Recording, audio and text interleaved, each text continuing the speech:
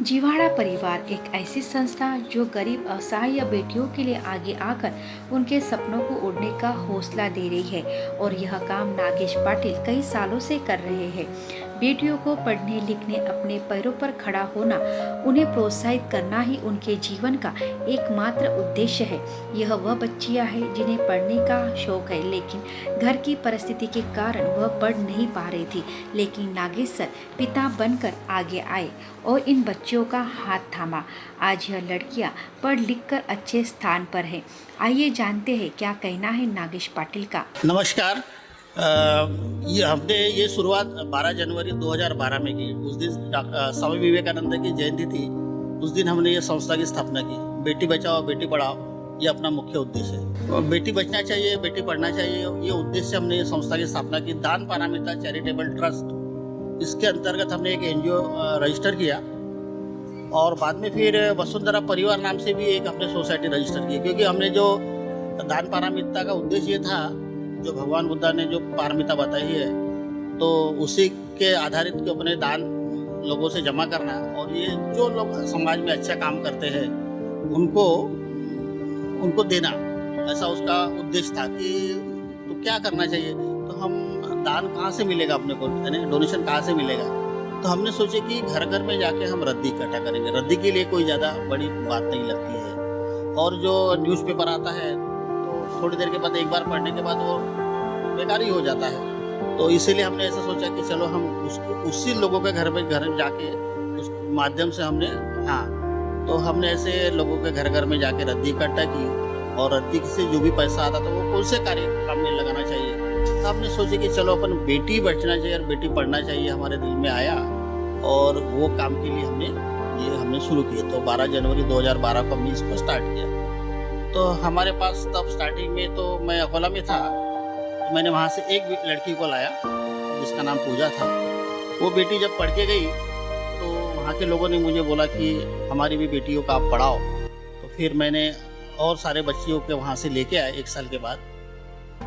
तो पहले हमारे पास 13 लड़कियाँ थी। उसके बाद में फिर पब्लिक होते गया, लोगों को मालूम हो गया उसके बारे में, तो फिर और लड़कियाँ बढ़ गई। और फिर हमारे यहाँ एक राजेश जीवन चकमा नाम का एक लड़का था, तो वो नागलोक में पढ़ता था। उसके एक बहन थी सुबीना नाम की। उसने हमसे कांटेक्ट किया और कहा कि हमारे अरुणाचल में बहुत ज़्यादा बाढ़ आती है, शिक्षण का बहुत अभाव है, तो आप मेरी बहन को पढ़ाओगे क्या। तो हमने कहा ठीक है। फिर हमने उसको लाए, यहाँ पे पढ़ाए।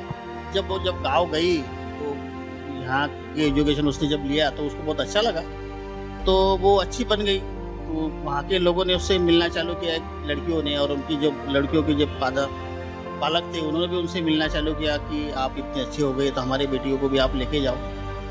तो फिर उन लोगों ने उस राजेश जीवन चकमा से बात की, फिर उसने हमसे बात किया। तो हमने सोचा कि हम जो रद्दी इकट्ठा करते हैं, लोगों से डोनेशन जमा करते हैं, लोगों से जो कुछ पैसा ये करते हैं, तो सही में किसी को ज़रूरत है कि नहीं है कि अपन वो जो हमने जो पैसा जमा करते हैं तो वो सही में मायने में सही लोगों के तरफ मिलता है या नहीं होता है। इसलिए हमने फिर अरुणाचल जाके आए। और सेकेंड बात ये, आप जब मोदी जी से मिले हाँ, तो उन्होंने क्या विचार रखे आपके बेटे को? तो नहीं, जब हम पूनम महाजन ने एक ट्रिप निकाला था कि वो अपने खासदार फंड से एक ट्रिप निकालती, अरेंज करती हर साल, तो हमारा भी उस साल नंबर लगा तो हम दिल्ली गए थे 2014 में। 2014 में हम पूनम महाजन के साथ 45 लोग गए थे। तो हमारा उन्होंने जो हमारे साथ नॉर्थ ईस्ट की बच्चियाँ थी, अरुणाचल की और विदर्भ की बच्चियाँ थी, तो पहले उन्होंने हमको गेस्ट हाउस में रखा। उसके बाद में फिर अमित शाह है और भी बाकी जो बीजेपी के कुछ लीडर थे और भी जो लीडर थे उनसे मिलाया। तो वहाँ पे हमने परफॉर्म दिया, बच्चों ने डांस किया, कुछ कविता बोले, तो उनको बहुत अच्छा लगा। तो उन्होंने बोले कि हम प्राइम मिनिस्टर से हम मिलाएंगे। तो फिर उन्होंने प्राइम मिनिस्टर से बात की, तो उन्होंने बोले कि ठीक है, बोले नॉर्थ ईस्ट की बच्चियाँ हैं तो मैं भी मिलना चाहता हूँ। फिर हमको दूसरे दिन वहाँ पे परमिशन मिली संसद भवन में। तो हमारी यहाँ की एक बेटी है सृष्टि राउत करके, यवतमाल से है। वो छोटी थी, 5वीं क्लास में थी वो।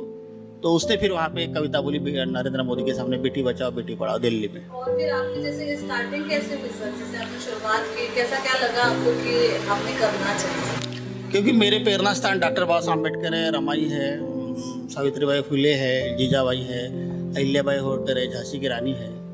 ये जो मेरे प्रेरणा स्थान रहे हैं, तो मुझे ऐसा लगा कि अपन तो इतना कुछ नहीं करते, पर जो अपने जो प्रेरणा स्थान है उन्होंने इतना बड़ा महान कार्य किया है, तो अपन कुछ ना कुछ करना चाहिए, तो थोड़ा सा अलग हट के करना चाहिए। तो ऐसे लड़कियों को पढ़ाना चाहिए कि जिनका कोई नहीं है यानी कहने का मतलब जिनके माता पिता है, किसी के है, कोई सिंगल पेरेंट है, या किसी के दोनों होते हैं जो पढ़ा नहीं पाते हैं, उन बच्चियों को अपन इकट्ठा करने का, और जो गांव में जहाँ शिक्षण का अभाव, जहाँ स्कूल नहीं है, उन बच्चियों को अपन ने पढ़ाना चाहिए, ऐसा हमारे मन में आया। और फिर हमने अपनी बेटियों से, जैसा मैंने आपको बताया कि मेरी ट्रांसफ़र अकोला में हुई थी, और मैंने एक लड़कियों को लाया था, एक लड़कियों से करते करते हमारे 60 के ऊपर लड़कियाँ हो गई थी। अभी तक तो 150 के ऊपर लड़कियाँ हैं, 10 साल में पढ़ के गई है। उसमें से कोई डॉक्टर है, कोई इंजीनियर। अभी फ़िलहाल 30 लड़कियाँ हैं, अभी नीचे का और ऊपर का हमारा ये है। माधव बिचौरे करके है, यहाँ सीए है, उन्होंने अपना काम देख के हमको अपना ये निःशुल्क मकान पूरा दिया है, डोनेट किया है, ये भी और ऊपर का भी ऐसा दिया है। तो इसलिए अभी हमको भाड़ा भी नहीं लगता है। और लास्ट सवाल सर आपका ये है कि आप अभी फ्यूचर में मतलब क्या? मेरे को तो यही है कि बेटी ने पढ़ना चाहिए, इसलिए अभी मेरे पास बहुत सारी बच्चियाँ आती है, क्योंकि हमारे पास पिछली बार 65 बच्चियाँ थी और मैंने कम किया, तो बहुत सारे बच्चों की समस्या है कि हमको भी पढ़ाओ करके, और मेरे पास जगह की बहुत कम है। अगर मुझे कहीं जैसे जगह अगर मिलती है तो मैं एक अच्छा बड़ा सा ये बना के, और या कहीं से अगर मिलता है तो मैं 100 बेटियों को कम से कम पढ़ाने की इच्छा रखता हूँ। और मेरी इच्छा है कि मैं बेटियों को इस तरह से अच्छे से पढ़ाऊँगा, क्योंकि मुझे ऐसा लगता है कि समाज में बेटी पढ़ना चाहिए, बेटी आगे जाना चाहिए। अगर लड़की अगर आगे जाती है तो देश का भविष्य सुरक्षित हो सकता है, ऐसा मुझे लगता है। धन्यवाद। इस दौरान हमने जिवाड़ा परिवार की ताई मीना पाटिल से बात की, तो हमें पता चला कि उन्होंने अपना जीवन इन बच्चियों के लिए समर्पित करते हुए उनकी देखभाल करती है। उन्हें किसी भी तरह की कोई तकलीफ ना हो, इसका पूरा ध्यान देती है। मैं मीना पाटिल, मैं जॉब करती हूँ Vidarbha premier cooperative housing society में, और बाकी का जो समय होता मेरे पास वो मैं जिवाड़ा परिवार में देती हूँ, जो दान पारमिता चैरिटेबल ट्रस्ट और वसुंधरा परिवार के अंतर्गत जिवाड़ा परिवार चलता है। उसमें मैं भाई जो है नागेश पाटिल, उनका साथ देती हूँ और काम करती हूँ। और मैम कैसा फील होता है आपको इन बच्चों के साथ रहकर? बहुत अच्छा फील होता है। हम लोग अगर बाहर से आते हैं, टेंस होते हैं, यहाँ आने के बाद ये एक मानव मंदिर है, तो यहाँ मानवता की पूजा होती है, उनकी सेवा होती है। आप कहीं से भी आओ, आपका कोई काम भी अगर नहीं होता हो, पर इस मंदिर में आने के बाद मैंने ऐसा अनुभव किया है कि यहाँ पे जो पॉजिटिविटी है वो बहुत ज़्यादा है। आने के बाद हर कोई, जितने भी विजिटर्स हमने आज तक देखे हैं, ऐसा कोई भी नहीं बोला होगा कि यहाँ आने के बाद हम लोगों को अच्छा नहीं लगा। हर किसी की ज़ुबान से यही होता है कि इतना पॉजिटिव एनर्जी होती है यहाँ पर कि हम लोग बहुत हैप्पी होकर जाते हैं। और एक बार जो इस परिवार से जुड़ जाता है वो आपस में जुड़ता है और हम लोगों को मदद करता है। इस मदद की वजह से ही ये जिवाड़ा परिवार जो है वो निरंतर आगे बढ़ता रह रहा है, और बच्चियाँ अच्छी तरीके से पढ़ रही है। काफ़ी अलग अलग क्षेत्र में लड़कियाँ अपना नाम कमा रही है। एक लड़की MBA कंप्लीट किया है, BSc कर रहे हैं, एक CA के पास आर्टिकलशिप कर रही है। ऐसे विविध क्षेत्र है कि लड़कियां अपना हुनर जो है वो दिखा रही है। सिर्फ उनको एक प्लेटफॉर्म नहीं था, जहां से भी आई है वो एक प्लेटफॉर्म नहीं था, अभी उनको जिवाड़ा परिवार ने एक प्लेटफॉर्म क्रिएट करवा दिया है। इस माध्यम से वो अभी आगे बढ़ रही है। और हाल ही में हमारा जो गणेश जी का त्यौहार होता है वो कल ही में हुआ है, तो हमारे यहाँ की एक B फार्म करने वाली हर्षदा नाम की लड़की है, उसकी जो दोस्त है यहाँ पर जो लड़कियाँ साथ में रहती है, तो इन्होंने घर पर ही मिट्टी का गणेश जी बनाया है, खुद की हाथों से बनाया है। सारा दिन उन लोग वो प्रिपरेशन के लिए लगाती रही। कल गणेश जी की स्थापना भी हमारे इधर हुई बहुत हर्षोल्लास के साथ, और कल ऐसा लग रहा था कि एक त्यौहार जैसे हमारे इधर चल रहा है। क्योंकि क्या होता है, जो भी होता है, हम लोग बाज़ार से कुछ खरीदना और खुद के हाथों से बनाना उसमें अपनी एक जान हम लोग बोलेंगे या फिर हम लोगों का एक उत्साह उसमें होता है, तो वो भर भर के दिखाई देता है। तो ऐसे उत्साह में वातावरण में मैं काम करती हूँ। मैं भूल जाती हूँ मैं ऑफिस से आने के बाद कि मैं थक गई हूँ। मैं यहाँ आने के बाद बहुत ज़्यादा उत्साहित फील करती हूँ और बच्चों के साथ उन्हीं के जैसे हो जाती हूँ। उनकी माँ के रूप में मिलती हूँ उनको, उनके बहन के रूप में, एक दोस्त के रूप में मिलकर उनसे हंस मिलकर रहती हूँ और हम लोग इस जिवाड़ा परिवार को चलाते हैं। इस दौरान साक्षी ने हमें बताया कि इस जिवाड़ा परिवार में कुछ लड़कियां पढ़ लिख कर समाज में एक अच्छे स्थान पर है तथा समाज कार्यों में भी उनका सहयोग हमेशा ही रहता है। साथ ही साक्षी को इस परिवार में आए हुए 7 से 8 साल हो चुके हैं। वह अभी पढ़ रही है और उसे आगे जाकर एक बड़ा अधिकारी बनना है। आइए जानते हैं साक्षी क्या कहना चाहती है। नमस्कार, मी कुमारी सृष्टी भीमराव राऊत, BSc फर्स्ट इयरला आहे शिवाजी सायन्स कॉलेजमध्ये आणि गेल्या 8 वर्षापासून जिवाळा परिवारात राहती आहे आणि यवतमाळवरून आलेली आहे। आमच्या इथे आम्ही ज्या मुली आहोत त्या 27 मुली सध्या राहत आहोत। काही मुली अरुणाचल प्रदेशातील तर काहीतरी विदर्भातील वेगवेगळ्या जिल्ह्यातील छोट्या छोट्या गावांमधनं मुली इथे आलेल्या आहेत। येथे असणाऱ्या प्रत्येक मुलीची जी आर्थिक परिस्थिती जी आहे ती बेताची आहे। शिक्षणाचा आर्थिक खर्च त्यांचे आईवडील पूर्ण करू शकत नाही, म्हणून या सगळ्या मुलींच्या पालन पोषणाची जबाबदारी जी आहे तो जिव्हाळा परिवार करतो आहे। आमचे पप्पा आहेत नागेश पाटील, ज्यांना आम्ही सर्व मुली पप्पा असं म्हणत असतो। सतत सकाळपासून तर रात्रीपर्यंत ते आमच्यासाठी धडपड करत असतात। आमच्या ताई आहेत मीना पाटील, जे काही मी बोलत आहे त्याचं संपूर्ण श्रेय जर कोणाला जात असेल तर ते ताईंना जातं। या सगळ्या कार्यासाठी त्यांनी स्वतःचं लग्नसुद्धा केलेलं नाही, एवढा मोठा त्याग त्यांचा जिव्हाळा परिवारासाठी आहे। एखादा कुंभार जेव्हा मडकं घडवतो तेव्हा त्याला आकार कसा द्यायचा तो स्वतः ठरवत असतो आणि त्याप्रमाणे ते मडकं घडत जातं। अशी ही भूमिका ताई आणि सरांची जिव्हाळा परिवारासाठी आहे। आजपर्यंत कुठल्याही गोष्टीची कमी जी आहे ती आम्हाला भासलेली नाही। अगदी परिवारासारखं वातावरण आम्हाला इथे मिळत असतं। संस्कृतमध्ये एक श्लोक आहे की असं म्हणतात अल्पानामपि वस्तूनाम सभ्वन्ति कार्यसाधिका तृणै गुणत्व मापन्यै वर्धन्ते मत्तदंतिनः। कुठल्याही छोट्या छोट्या गोष्टीच्या संग्रहाने एक मोठं कार्य साध्य करता येत असतं आणि छोट्या छोट्या गवताने केलेल्या दोरीने एका मदोन्मत्त हत्तीला सुद्धा अडवता येतं।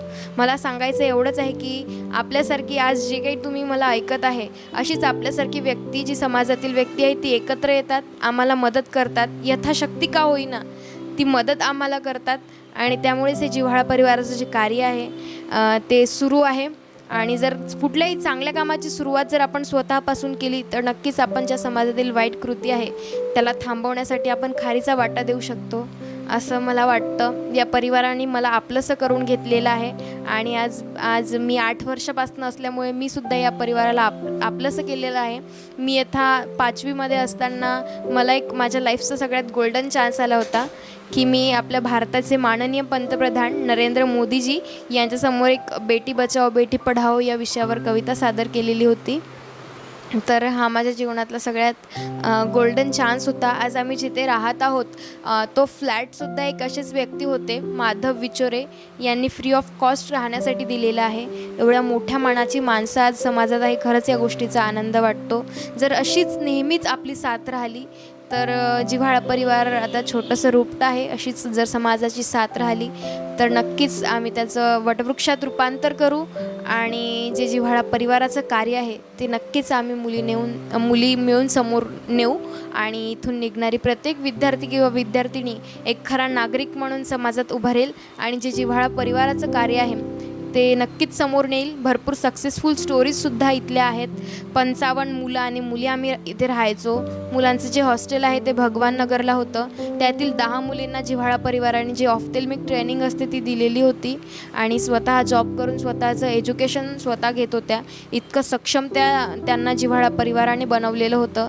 एक ताई आहे जे जिव्हाळा परिवारातली पहिली विद्यार्थिनी, ती आज भरतनाट्यममध्ये गोल्ड मेडलिस्ट आहे। तिने तिचं BA जे आहे भरतनाट्यममध्ये इंदिरा कला संगीत विश्वविद्यालयामधनं कंप्लीट केलं। त्यानंतर छत्तीसगड सरकारने तिचा सत्कार सन्मान केला। आज ती तमिळनाडूवरनं MA होऊन आज ॲज अ डान्स टीचर म्हणून ती जॉबवर लागलेली आहे। खरंच ही बाब जिव्हाळा परिवारासाठी अभिमानाची बाब आहे। अशीच एक ताई आहे जी बँगलोरला फिजिओथेरपी करते आहे। एक दादा MBBS करतो आहे GMCला आणि एक अर्णिका ताई म्हणून आहे तीसुद्धा MBA झालेली आहे आणि आज तिचं कॅम्पस थ्रू सिलेक्शन झालेलं आहे. ती अरुणाचल प्रदेशातली आहे आणि 1.5 लाख जनतेमधनं ती पहिली MBA आहे अशी आमची अर्णिकाताई. अशाच अनेक अर्णिकाताई जर आपली अशीच साथ राहिली तर जिव्हाळा परिवारातून उभरतील असा मला ठामपणे विश्वास वाटतो. धन्यवाद. नमस्ते, मेरा नाम कोमल भगत है. मैं वाशिम से आई हूँ. न्यू इंग्लिश स्कूल में हूँ 9th स्टैंडर्ड में और जिवाला फैमिली में रहती हूँ. मैं यहाँ पे 5 साल हो गए अभी मुझे यहाँ पे. मुझे बचपन से ही पढ़ने की बहुत इच्छा है, लेकिन घर की कंडीशन ख़राब होने के बावजूद मैं घर के लोग पढ़ा नहीं सकते थे. तो इसलिए नागपुर में मेरी दिगोरी में बुआ रहती है, जीजा मोरे नाम है उनका. वो मतलब खाना बनाने का काम करती है. तो वहाँ पे एक आंटी रहती, उनके भाई जो है वो न्यू इंग्लिश स्कूल में पढ़ाते हैं. तो फिर वो आंटी मतलब मेरी बुआ ने उनसे कहा कि मतलब मेरी भांजी उसको पढ़ने लिखने की आदत है, लेकिन घर के लोग पढ़ा नहीं सकते, तो आपके ध्यान से कोई हॉस्टल होगा तो देख लीजिए करके. तो फिर उन्होंने उनके भाई से कहा और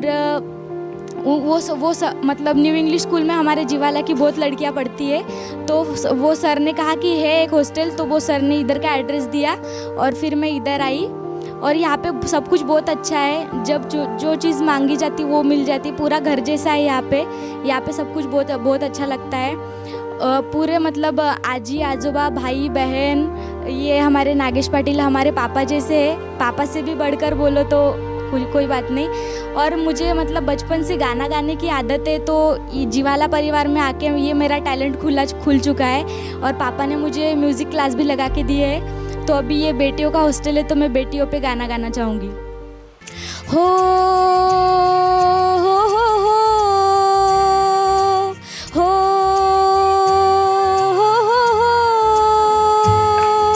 हो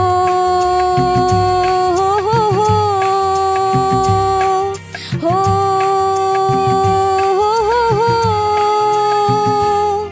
जिनको है बेटियाँ वो ये कहते हैं, परियों के देश में वो तो रहते हैं. घर को जन्नत का नाम देती है. जिनको है बेटियाँ वो ये कहते हैं. हो हो हो हो हो हो.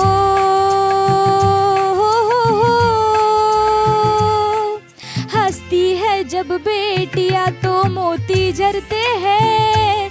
चलती है लहरा के तो फूल खिलते हैं. हो हंसती है जब बेटियाँ तो मोती झरते हैं. चलती है लहरा के तो फूल खिलते हैं. पलके उठाती तो उजाले होते हैं.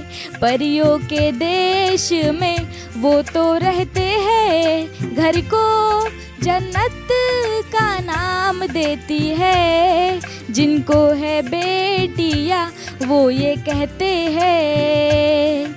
हो हो हो हो हो हो हो हो. बेटियों से होते हैं 2 आंगन खुशहाल. माता पिता की शोभा ससुराल का श्रृंगार. हो बेटियों से होते हैं 2 आंगन खुशहाल. माता पिता की शोभा ससुराल का श्रृंगार. नागेश नसीब वाले बेटी पाते हैं. पाटिल नसीब वाले बेटी पाते हैं. घर को जन्नत का नाम देती है. जिनको है बेटियाँ वो ये कहते हैं. हो हो हो हो हो हो हो हो हो हो. ला ला ला ला. धन्यवाद. नमस्कार, मेरा नाम देविका चकमा है. मैं अरुणाचल के एक छोटे से गांव से हूँ. मैंने 12वीं तक उधर पढ़ाई की. उसके बाद पहले से मतलब घर की कंडीशन इतनी अच्छी नहीं थी, फिर भी एनी हाउ मतलब 12वीं तक मैंने पढ़ाई की वहाँ. फिर उसके बाद मैं जिवारा परिवार में आई हूँ. पिछले 1 साल से जिवारा परिवार में रह रही हूँ. जीवारा परिवार ने मुझे बहुत कुछ दिया है अब तक।